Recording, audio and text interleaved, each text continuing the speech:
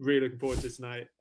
Very timely, I feel, in terms of the COVID restrictions, 16, 18 months now, I believe, in terms of pandemic. And obviously, with both your expertise and really interested in hearing both angles of the conversation.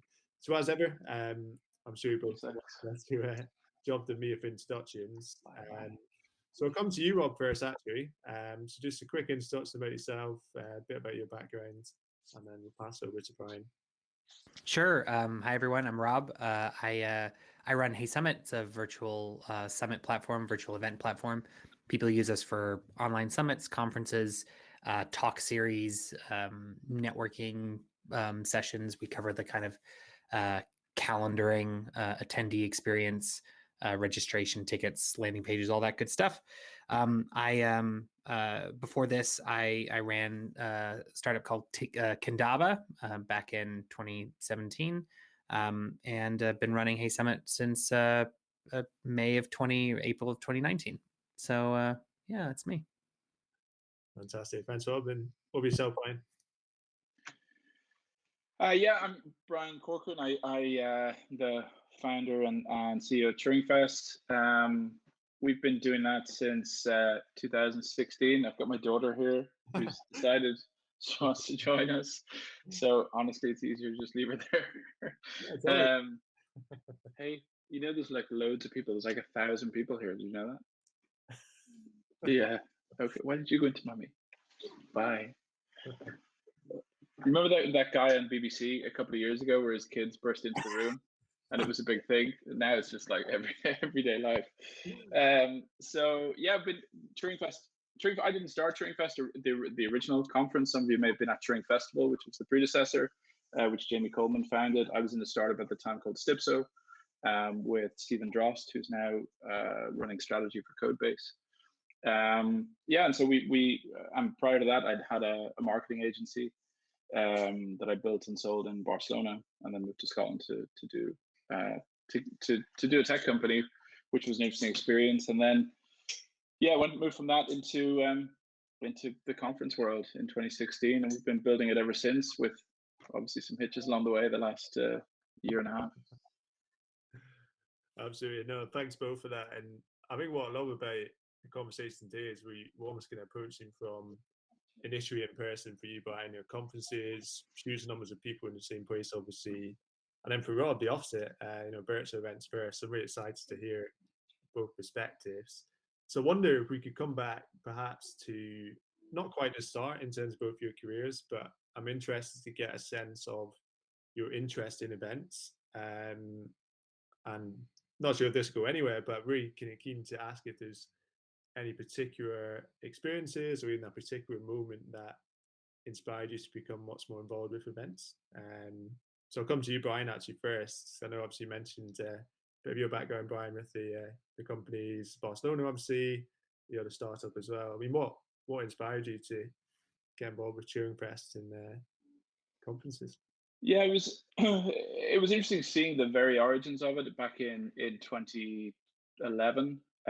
So I'd moved from Barcelona to Edinburgh in 2010, and we were just finding our feet as a startup. The landscape was incredibly different. It's really interesting to look back on it now, and sometimes you think maybe that the landscape right now in Scotland doesn't look amazing, but compared to 2010, 2011, it's really come a long way.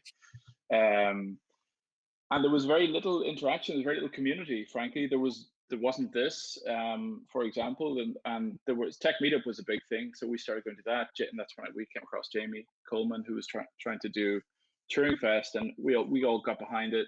It was a bit of a nascent community thing. Skyscanner was beginning to take off. FanDuel was making rumblings of being a thing, and so it was great to see the first conference come together, and it was a very different event back then. It was all about it was a very general technology thing. So it could have been like some of it was about how NASA map other planets, or artificial limbs being controlled by people's minds, and all this kind of really cool stuff. Like tablets and mobile was a big thing. It's funny like how ubiquitous that is now. But the big thing was that it brought everyone together, and so that was the part about it that I always enjoyed and I always loved. And for a long time, for over those few years when Jamie was running it, I was always encouraging to try and do more with it. There was definitely something nascent there. There was something that people loved. It was in the festival. There was a great party atmosphere, but he just didn't have the bandwidth. And so, so I was in Stipso until about 2015. That's when we realized we built product, we put it in the market, we had a SaaS business model, we had some customers. It was all never. So we took that sort of tough decision to shut it down. And then JB approached me. He's like, "Look, why don't you, you're always badgering me about Turing Festival. Why don't you do something with it?" So that's really where we rebooted it. It hadn't happened in a couple of years. We rebooted in 2016, and that was when we shifted the focus to being about building startups, building tech companies. And that was, it was pretty amazing to see how everybody responded, how the community came together. We had about 600 people there the first year. And we got some great speakers in from all over the world. And it was just, there was a feeling, it was around about the time that Skyscanner had turned into a huge thing, and Codebase had happened. There were lots of other things going on, FanDuel Free Agent, some other companies, and people were starting to believe that actually you could do things in Edinburgh and in Scotland, which maybe that belief hadn't been there before. So it was really just sort of tapping into that, harnessing it, trying to build on it, trying to connect people to each other. And it's still something that's still what we're trying to do. It's still something we need more of, I think, in general in Scotland. I mean, kind of everywhere could do a bit better connected. There's a weird thing maybe where COVID's given us an opportunity to all connect better in a different way. And, Rob's been at the forefront of that. Absolutely, Brian. No, brilliant answer. And yeah, there's so much that we'll come back onto. I know you mentioned community. Obviously, that's been a huge kind of buzzword from what I've seen in even in startups who obviously previously might have neglected or not really focused on it. And Rob, for you, so obviously it started HeySummit. It's 20 mentioned the world very much normal compared to now at that point.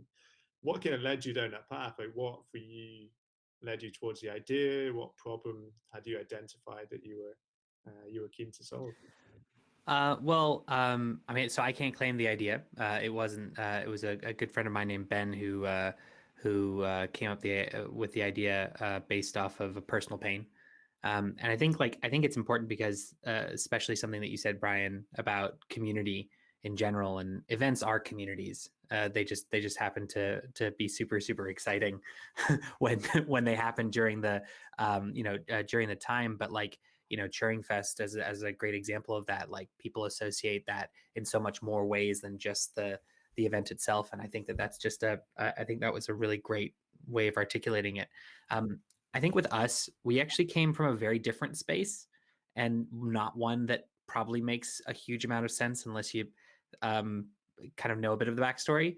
But we come from a content marketing background, not events, frankly. The way that our kind of target market was not the Turing Fests, for example. It's the the people who are wanting to build themselves up as a thought leader and who want to activate or grow an audience, primarily online. And they're looking at online courses, podcasts, things like that, of reaching a wider audience. And so that's where we came from. And so from that perspective, it was always about trying to do to automate enough things that allows you to have the most amount of impact as possible.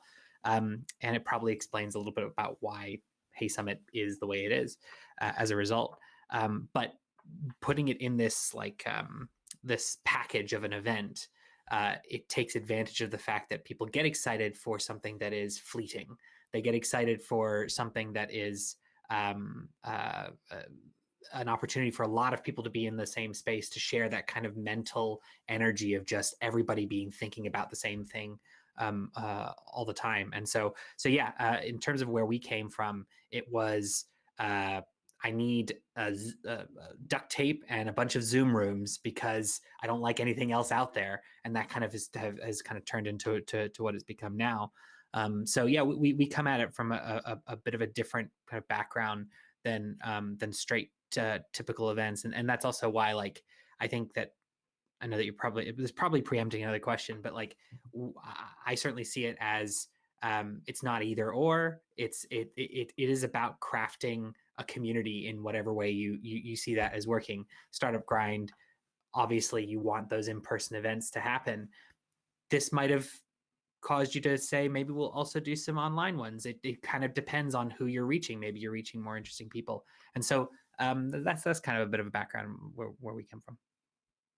Fantastic. Thanks for that, Rob. And one thing I was keen to ask both of you, I guess, maybe from more of a personal perspective, was any previous skills that have helped both of you? Because obviously, with any path in life, it's never kind of exactly linear. You always have kind of different projects before what you're working on now. I mean, for you, Brian, how did you obviously find kind of starting after the initial founder had with Turing Fest? And were there any skills for you, Brian, that were particularly useful? I know you mentioned you got a sales background, you understand, with kind of previous company. Yeah, I mean, I think even from my childhood, I've always kind of been connecting people. You know, like any part-time jobs that I had.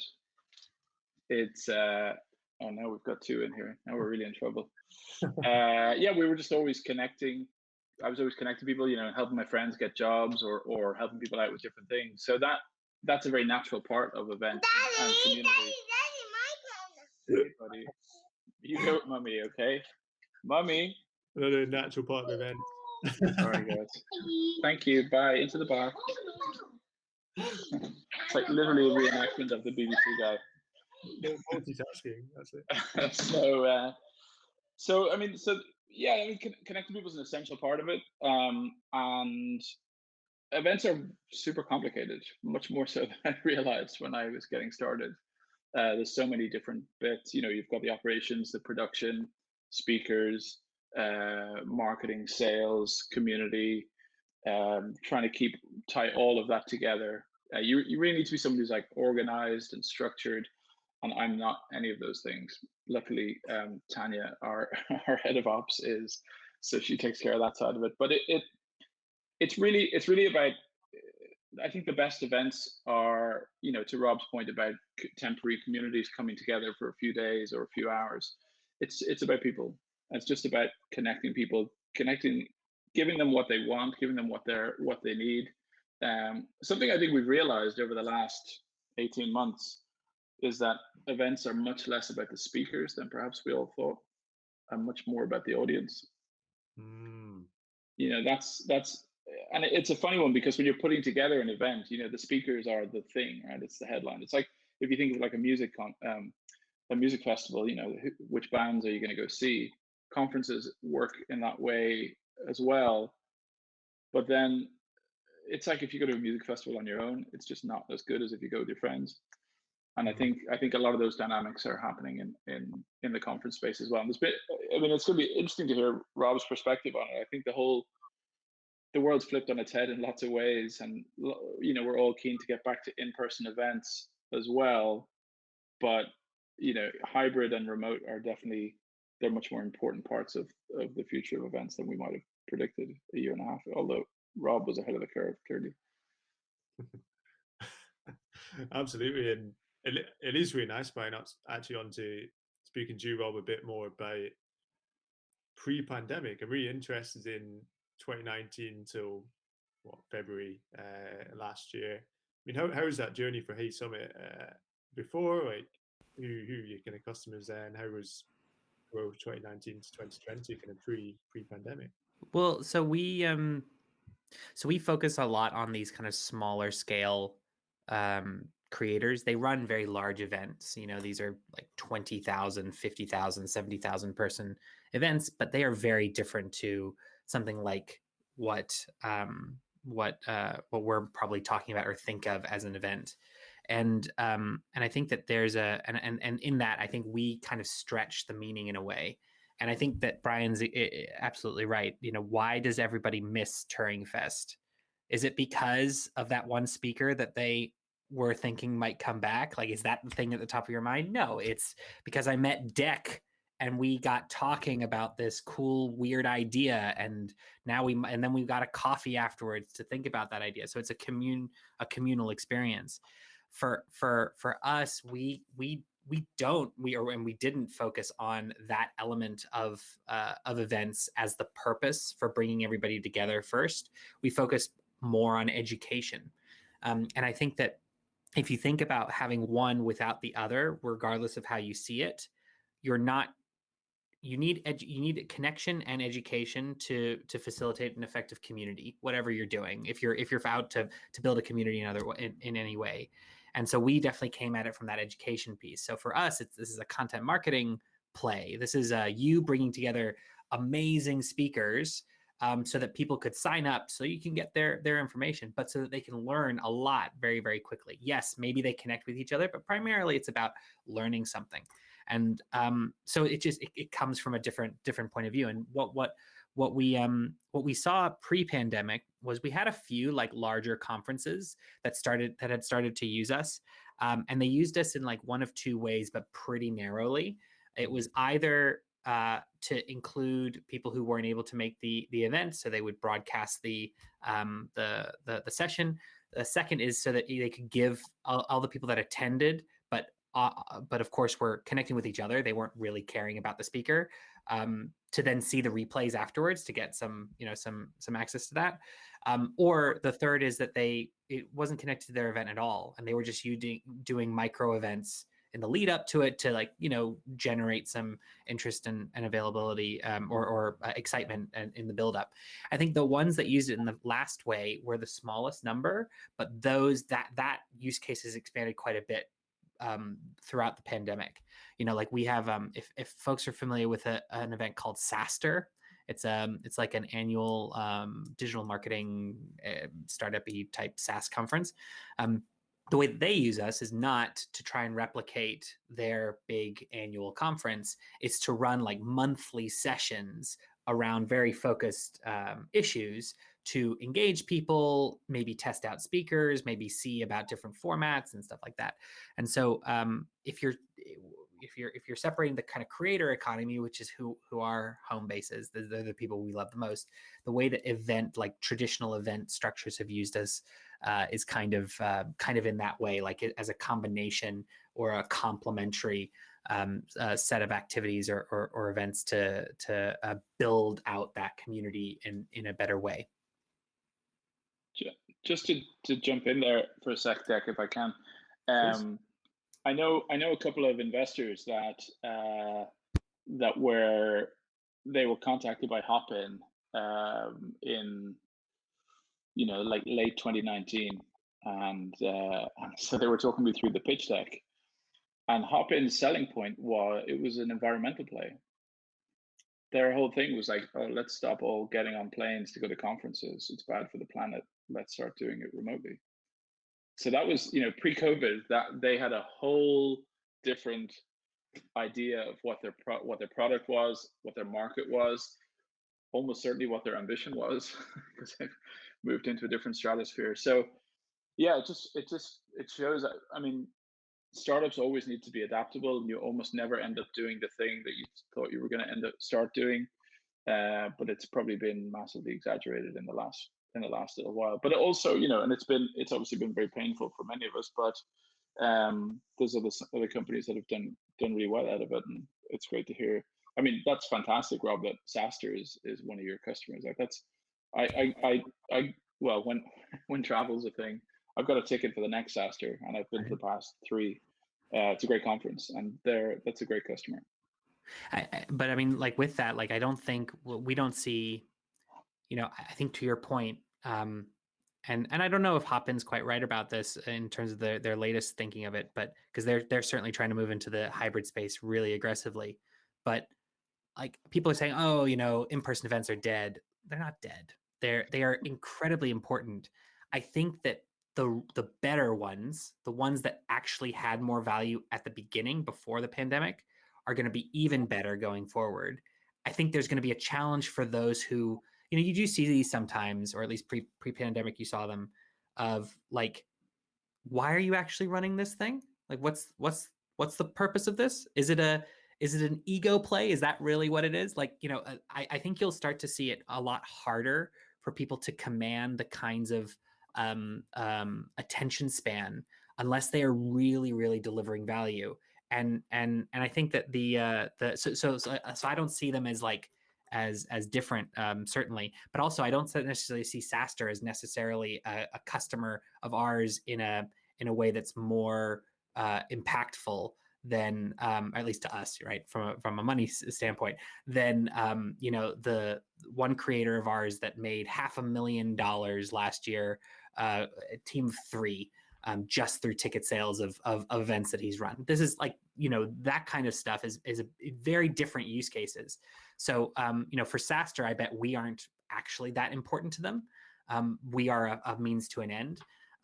But so I don't know if there was even a point there. I guess I just wanted to make sure you knew, like, we're not like thinking that SaaStr is like the be all and end all. But I think this more nuanced approach to the way that you think about events and the importance of them, it requires a bit of nuance. I don't think anybody in their right mind should be saying like events are dead or events are going to be forever changed and they're never going to come back into to normality, whatever that might mean. Absolutely. And so many ways we can take this now. So quite excited to obviously come back onto hybrid, so present day, and I'm sure you guys seen in the chat again some really good comments. Yeah, Nick saying obviously quality events, interactive elements, networking as well, obviously so important. I wonder, this could be an interesting split of questions, and what I'm keen to focus on is the potentially hard environment for both of you. So obviously Brian coming back to February, March 2020, Rob actually really obviously curious to hear about where we are now and how we're looking at kind of virtual events. But Brian, if I could, and I know this is probably not the kind of happiest of months to come back to, but I'm really curious to hear your thinking at the time. Were there any kind of moments that for you were a turning point where you realized, wow, this is a huge. Yeah, I was at a conference in late January or early February. I was at Mind the Product in Manchester, and I went down to catch up with a couple of speakers who I was hoping to get to come to Turing Fest. And one of them, a guy called John Cutler, who lives in the Bay Area in California. I was like, oh, would you like to come to speak at Turing Fest in August in Edinburgh? And it was in January. Yeah, it was. And he goes, oh, that sounds amazing. He goes, but we just have to see what this coronavirus thing, you know, maybe if we can even travel in August. And I'm like, what, really? You think so? And I just thought he was like, you know, Californian over exaggeration or whatever. Turns out John Cutler's a pretty smart guy. And that was the first time I started thinking about it and going like, okay, this could actually have a very big impact on our business here. And obviously I didn't at that time understand the scope of the impact it was going to have. And then what we did was we did all we could to try and to push back and to try and preserve like some events early on, just straight away. Slush, for example, in Helsinki, very early on, April, I think, they were like, okay, Slush is cancelled this year. And that's an event for 25,000 people. So the lead time to run something like that is pretty enormous. And we were pushing back. We pushed back. We were like, okay, August is looking tricky. Let's push back to October.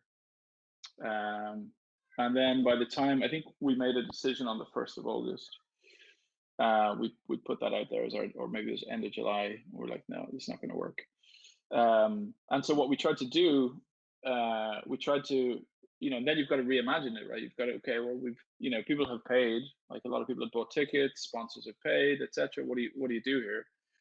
So what we tried to do was we basically, we put on a virtual event, and anyone who had a ticket previously, we gave them the virtual event for free and rolled over their ticket to this year. So they kind of got best of both worlds in a way. But that's when then you've got a whole new world of running online events, and it's such a different paradigm. What we tried to do, because we felt that 2 days of sitting in front of your computer watching talks is just tricky. You know, it's like the best museum in the world. You know, even if you're in the Louvre, you know, 3 hours is like, okay, it's time for a break. So we tried to adapt to that, and we tried to adapt to the time pressures that everybody was really feeling back in the end of last year. So we made Turing Fest into an 8-week series where we did two afternoons a week, with 3 talks on a Tuesday and with 1 interview and some roundtables on a Thursday, and ran it over 8 weeks. So it ended up being basically like a TV show. That's what it felt like on our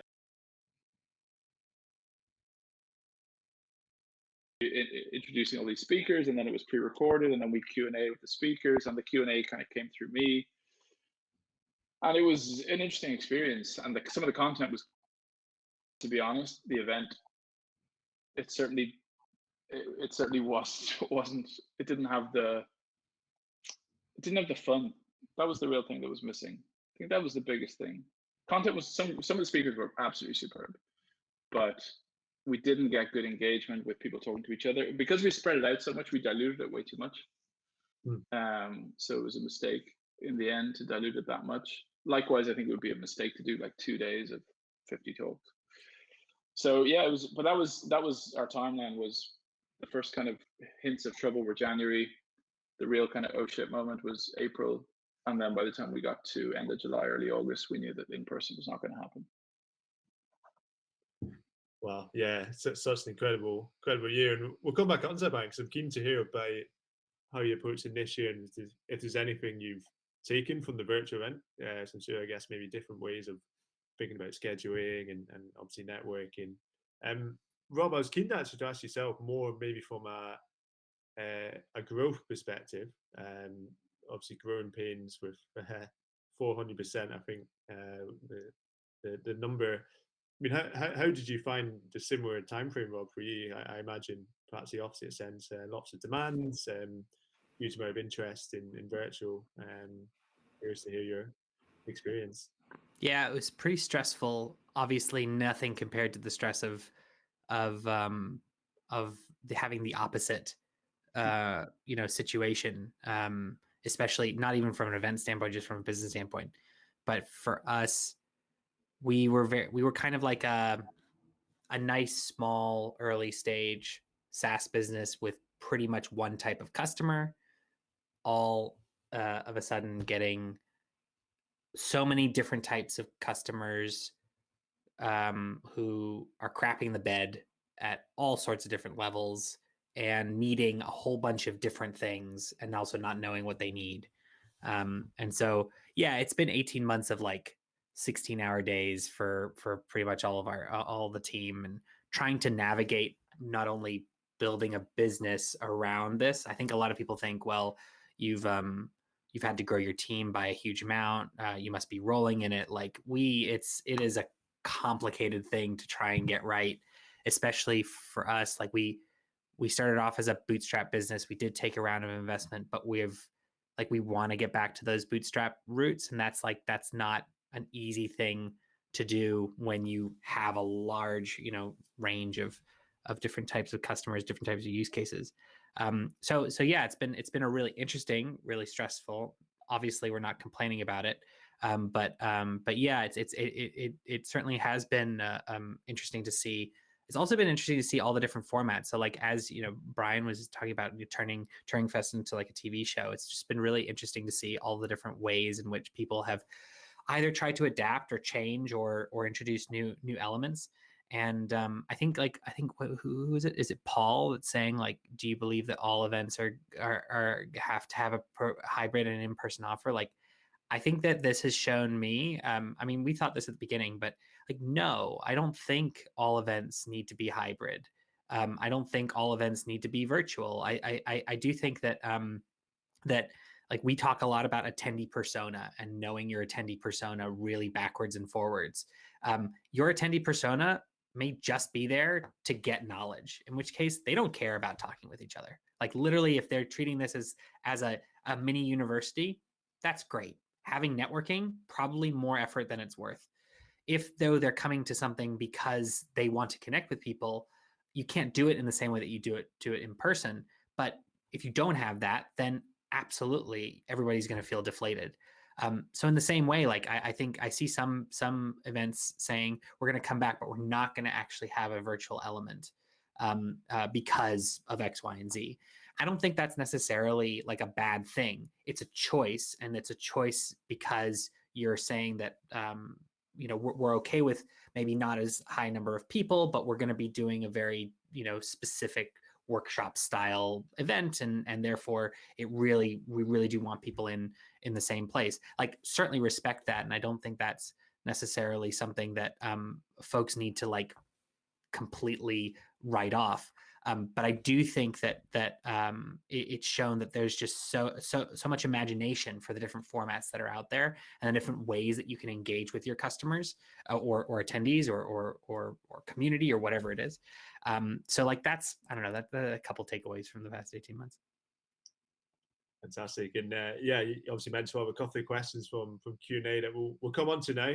Spotting some really kind of interesting angles, and I'll come back to you, Brian, actually for one of these. And I'm going to cheat a bit. I'm going to put two questions in one, so I hope that's okay. But one of them obviously mentioned brand identity. So you might have even read this question, Brian, that you're obviously quite different from traditional stuff for your conferences. So we're kind of asking about how you've tried to capture the same attitude virtually. And I'm going to bracket on a second question, which I feel is a similar angle, which is, do you feel being able to reach a more diverse audience? So I guess that could be making it more accessible because it's virtual, obviously different locations as well. Yeah, two good questions. So the first one about the brand identity, well, good to hear at least that we are considered to be not a stuffy conference or different from the traditional ones. I mean, part of that I think is the tech industry itself. And even age profile, like the demographic, the average age of Turing Fest attendees is probably sort of early to mid 30s. Although it's interesting that it's actually we've ended up with quite a lot of corporates coming to Turing over the last couple of years, which is not really our target market, to be honest. And we I don't think we cater to them particularly well in some ways, but I think there's just a lot of larger organizations are trying to figure out tech and figure out what they can learn from and about startups, etc. But I mean, part of it goes back a little bit to what we were talking about earlier, I think, about when you're designing a conference, particularly the way we look at it at Turing Fest. Turing Fest is first and foremost about learning. To Rob's point about what people care most about, that's the way we've always seen it. It's an educational event. We make that very clear with the speakers that they're there to teach. They're definitely not there to say, hey, you should buy our software because of X, Y, Z. And of course they can mention their software, or if they're hiring, or they get their plug, obviously. But they're there to teach. They're there to share what they've learned and to help people get better at what they do. And then the connecting part is something I've realized in the last year is that we haven't been as good at helping that or facilitating that as we should have been. And we were starting to move towards it. I think 2019, we started to get a bit more intentional about it. But it's the delegates, it's the people that really end up making the event. It's the audience. And they're not the audience, right? When they're sitting in the auditorium and Ollie Gardner or Joanna Lord or whoever's on stage, you're the audience, but then later on you're just part of the crowd. You're part of what drives the energy of the whole thing. And that's the big thing that we struggled to capture, to be honest, with the online event that we did last year. Energy and fun, if I was to put like two kind of labels on it.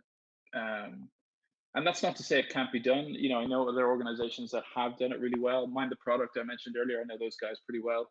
And this is where it comes back to maybe the original idea of community. Mind the Product has a very strong community, and a lot of the people involved know each other and are friends outside of just conference space.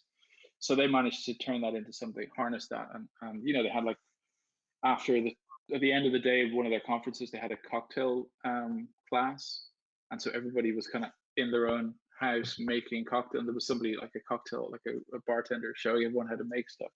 And then they're all like comparing them, And it was, I wasn't at it, but it sounded like it was great fun. And I think we've struggled a little bit with that. We did an event earlier this year though, where maybe we learned a few lessons. In March of this year, we did an event called Level Up, which was a career development and tech jobs event.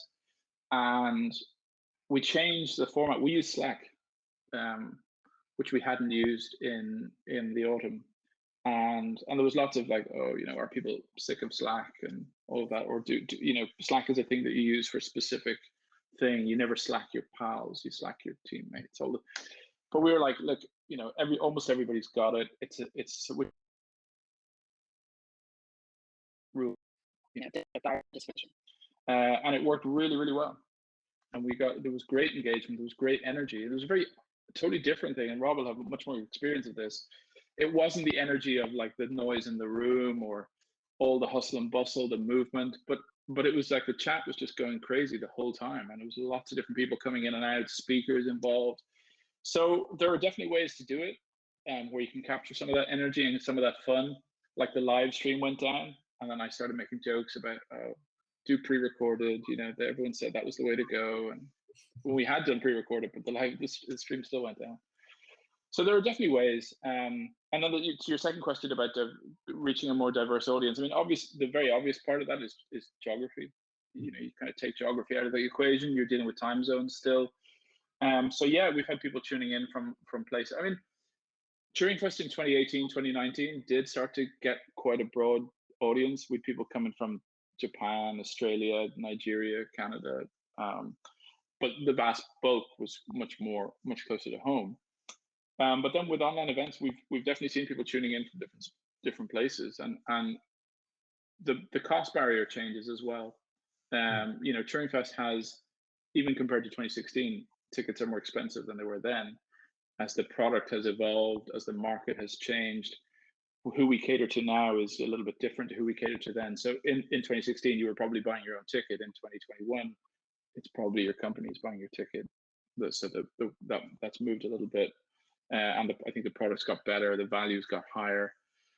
But then those dynamics or those cost dynamics are very different when you go to online, and maybe it opens it up then to people who, a £300, £400, £500 ticket is not within reach, whereas £100 ticket is.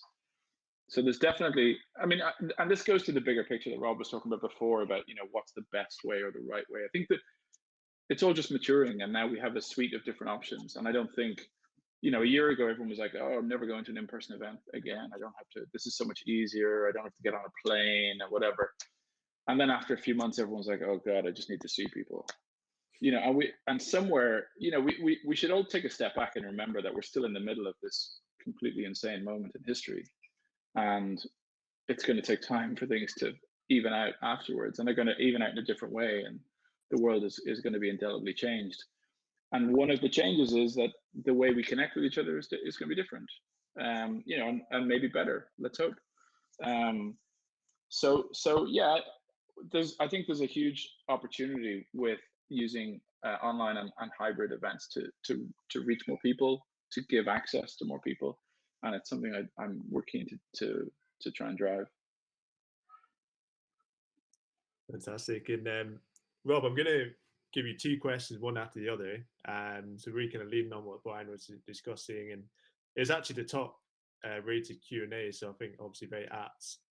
People are keen to hear about, which is, what has virtual events taught you about human behavior? And I know, Brian, you've alluded to a lot of this, obviously community and how we're connecting in different ways.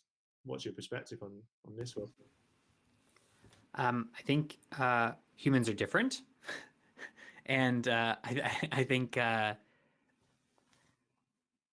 online events are this magic box because tooling has become so much better that it allows anyone to try anything, and that can be a double-edged sword, because you can try the most complex thing on earth that in your mind is perfect, and nobody that comes thinks the same way as you, and it's crappy.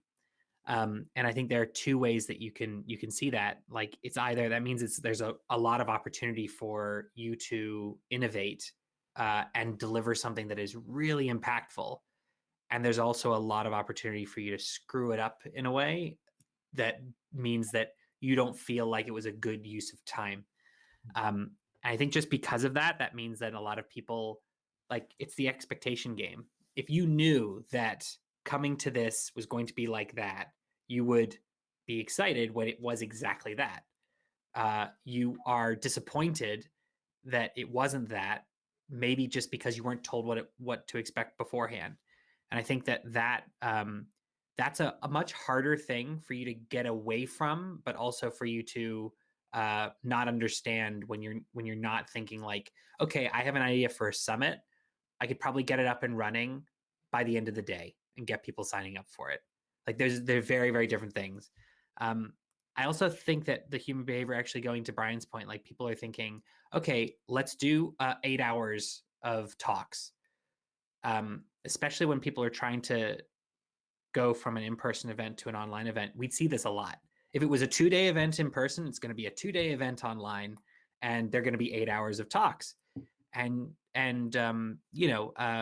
understandably, you could see that. And sometimes those do work, but they really need to be very much like you're watching a concert and you don't want to miss any of the action because of some reason. There must be some reason there. And so you did see people trying to just do a like for like copy. And if I'm going to Turing Fest, I'm probably going to be writing off that day from work, right? I'm like, all right, I'm not going to expect to need to be on my phone. Maybe if I'm on my phone, but like, I won't be doing work. So because I've checked that out, I'm there to meet people. I'm there to get excited. An online event, you're competing with screen real estate and bandwidth as your email, as the other Zoom talks that are Zoom meetings that people have put in your calendar, that bit of work that you were meaning to do. So your attention span is just different. It's really, really different. And, the way that people have dealt with networking and expo halls and things like that, that's been really interesting to look at too. I know there's another question about expo halls, but like people will have like, okay, hey everyone, this is the networking area for the online event. Go here whenever you're not watching a session. People won't do that. If they go in there and they see that it's empty, they'll just think nobody's using it. That's very different to an in-person experience where like you have a big expo hall, you have nothing else to do, so why don't you go and meet the sponsors and stuff like that. So a lot of that was like not deprogramming, but like reprogramming in terms of what actually works. So you want a lot of networking on a virtual event, schedule a very short amount of time for that networking to happen, but then just don't end it at the end. It means everyone's like, oh my gosh, this is the only 30 minutes I have to have in-person networking. So they'll show up. It's an appointment. It's one of the things that they need to show up to. Don't have it as a general, zone for people just to discover on their own, because people don't really think that way. So like there are a lot of things that I think you find out about human behavior, but it all goes back to that attendee persona and understanding what the value is. Why am I going to be motivated to come to the event? And too often we saw people actually hadn't really nailed that down. It was too broad. And so, yeah, if you build something for everyone, if you try and build something for everyone, you end up serving no one. And an online experience magnifies that in terms of the benefits and the drawbacks of either of those decisions. Fantastic. No, I love that point, Bob. Yeah. more niche and more focused, the better. And I mean, Nick had mentioned earlier, there's no space anymore for crap webinars because yeah, obviously you're competing against so much different attention. So I was conscious of time, but I'm keen to finish perhaps on a positive note. I know you're both very positive in general, and obviously looking ahead to perhaps next year and beyond. And of course, like Brian mentioned, we're still in the middle of such a huge historical event and lots of uncertainty. But I was keen to ask you both what you're most excited about. Looking ahead to end of this year, maybe into 2022, what for you do you feel is something positive that's coming? And I'll come to you first, Brian, and ask your thoughts as well, Rob, after. Yeah, the thing I'm most excited about is going somewhere, anywhere, like anywhere, really. But I mean, one of the things, there's an interesting. I think there's an interesting scenario with business travel, I think we've realized that a lot of business travel was perhaps not quite as important or as necessary as we thought it was. And then, there's the meetings problem, right? Where, like you've heard all these stories of people getting on a plane to fly to New York for one meeting or whatever. And and it was a super important meeting. And you wonder how much, like if it had been flying to, I don't know, Tulsa, Oklahoma, or somewhere not very exciting, would they still have been so keen? So we're definitely reordering our priorities a bit. But I am keen to get back to going. I go to quite a few events, as you can imagine. And I've missed them. We talked about SaaStr earlier. I go to that every year. Slush. But I'm also interested to see the space. Rob mentioned the fact that the tooling is only just starting to emerge for the virtual. If you think back again, like I was talking about the original Turing Festival in 2011, mobile phones were like a topic of conversation. Like is iPhone, or what's going to happen with Android, or like that's 10 years ago. Like it feels like something from the 50s. So like everything's just moving so quickly. I think there's so many societal changes that are going to be massively accelerated by COVID. Like we've probably jumped 10 years, 15 years, maybe in some areas. There's going to be good in there. There's going to be bad too. But I'm keen to see people in person. I suppose that's the biggest thing for me, on a personal level, on a business level with the conference. Something Rob mentioned before about the competing for attention. It's and if you go, you sort of write off the day, as you said, when you go to a conference, or you write off it for, I'm not doing this thing today, I'm doing this other thing. I think that's really, really important, actually. And it's one of the reasons why I'm excited about what we can do with Turing Fest over the next few years. If we were trying to build a Turing Fest in London or Paris or Berlin or New York, they're just too busy. So a lot of the Turing Fest audience comes from London, but they leave London behind. They come to Scotland. They're immersed for 2 days or 3 days, and I think there's so many more possibilities for that. And for there was a question in the chat about the talent and remote work, etc., and how that's going to affect Scotland. I'm super excited about what Scotland can build over the next decade. With and people like Rob leading the way, building these super exciting companies here. I think the stronger we can make the community, the stronger we can make the ecosystem, the better we can all connect to each other. We'll all get the benefit from it. The country will get the benefit from it. We'll build good stuff for the world. I'm very, very optimistic about that. And I really feel like it's only getting started. And I'm also pretty excited that Scottish government has finally kind of shifted its mindset about all of this, or is in the process of shifting its mindset. Let's wait and see what happens. But so yeah, I'm optimistic about what the near future is going to bring for us. Fantastic. Cheers, Brian. Yeah, couldn't agree more. I think next 10 years, obviously, who knows what could happen, but sounds like we're in obviously a very good spot as a community, and I'm hoping that COVID, if anything, has brought us closer. Something that we try to jump onto and do our best to support. What about you, Rob? What comes to mind with what you're excited about? I mean, at some point, sleep would be really nice, but aside from that, so like Brian, like I think being able to the internet is like a big opportunity to expand your brain, your mind, and also all of the distractions that come along with it. I think what some of the stuff that you've been seeing recently in the evolution of the web, it leads down rabbit holes of decentralization, and creating little havens for you to go and be in a much more niche experience, or have a niche experience far easier. And I think that on one hand, that allows you to discover new things that you hadn't heard or hadn't found out before. But it also means that several of these ideas or types of communities can exist completely separate to one another, and create bubbles of innovation. And I think that the closest thing you can get to that before the pandemic, also but in past, is events. are in-person events like that. They are these little havens of places that you can go, adopt a mindset, be able to not be distracted by other things. And so I think what I am excited about is the fact that there seems to be now a greater willingness to have both that experience of like, I am taking my mind to this one place for this purpose for a while, not just in the in-person physical realm, but also in the kind of online realm as well. And so like, I'm super excited about how the whether it's with events or otherwise, the growth of communities as forming their own social nets with how you think you're learning or how you're experiencing things. Like cohort-based learning, cohort-based courses is like the next big thing everyone's talking about. But it's been here for a while.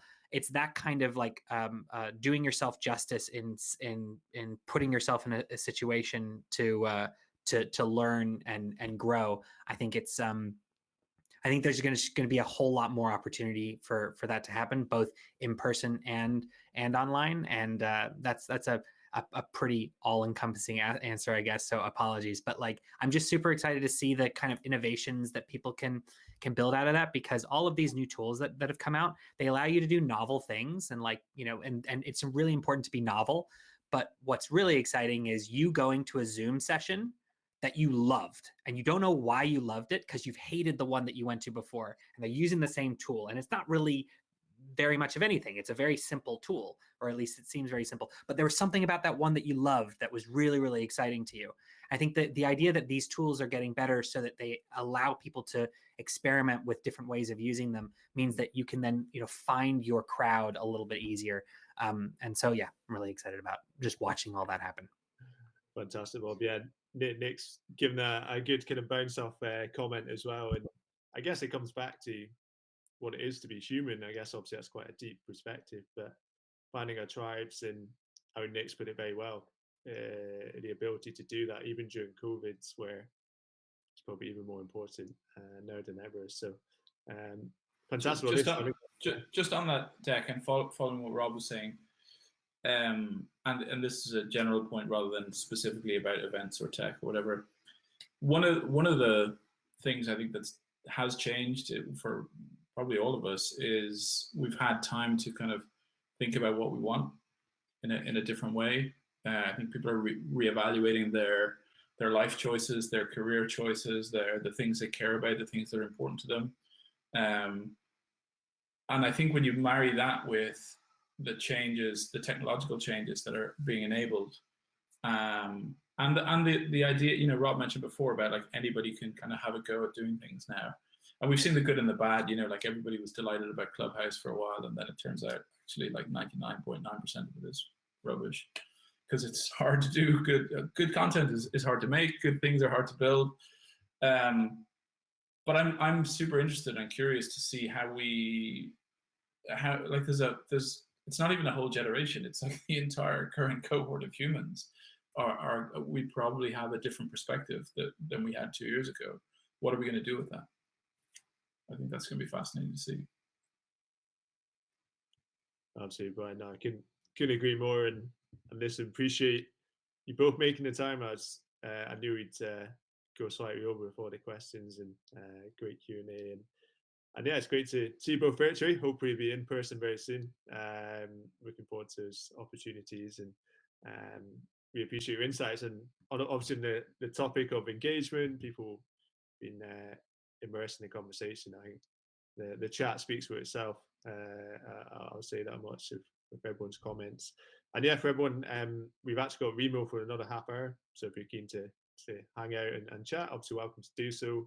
If you're keen to go away and get some dinner and chill out in your PJs, obviously I won't keep you any longer. But yeah, huge thanks to you both, Brian and Rob. Really appreciate it. And thanks again. Thanks very much. Thanks for having us, Deck. It's been a cool conversation, and there's lots more to talk about. You know, if anybody wants to follow up with me, you can get me on my email address is brian@turingfest, or on Twitter I'm at brianc13. Happy to chat, follow up on any stuff we didn't get to this evening. But yeah, thanks for having us. It's been fun. Fantastic. Thanks, man. Appreciate it. Cheers, man. Thank you. Cheers.